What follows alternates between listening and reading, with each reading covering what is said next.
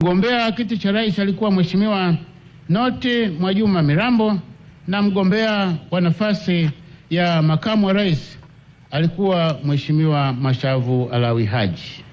Na chama cha United People's Democratic Party UPDP, mgombea wa kiti cha rais alikuwa Mheshimiwa Twalib Ibrahim Kadege na mgombea wa nafasi ya makamu wa rais alikuwa Mheshimiwa Abdalla Mohamed Hamis.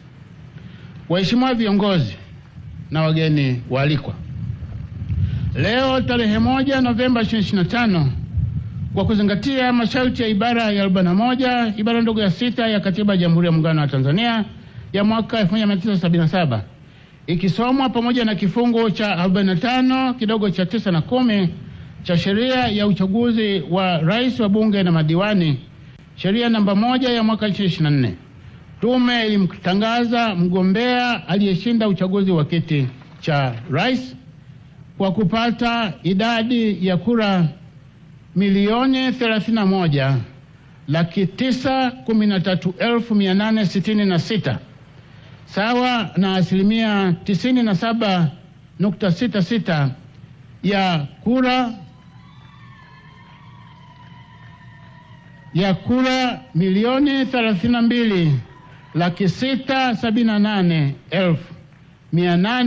1,678,844 halali zilizopigwa.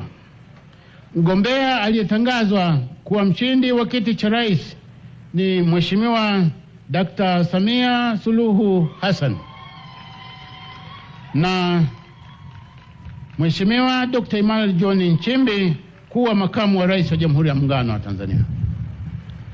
Leo tarehe 1 Novemba 2025, tuko hapa ili tume kwa kuzingatia masharti ya kanuni ya 57 ndogo ya 5 ya kanuni za uchaguzi wa rais wa bunge na madiwani za mwaka 2025 iweze kumkabidhi hati ya kuchaguliwa kuwa rais wa Jamhuri ya Muungano Mheshimiwa Dr. Samia Suluhu Hassan na hati ya kuchaguliwa kuwa makamu wa rais wa Jamhuri ya Muungano wa Tanzania Mheshimiwa Dr. Emmanuel John Nchimbi.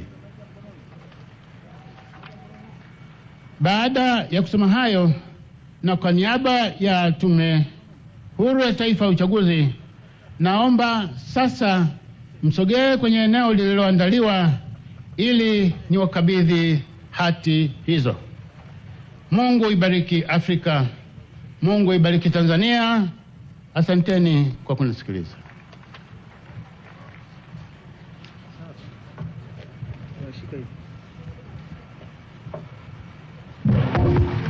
Nasogea.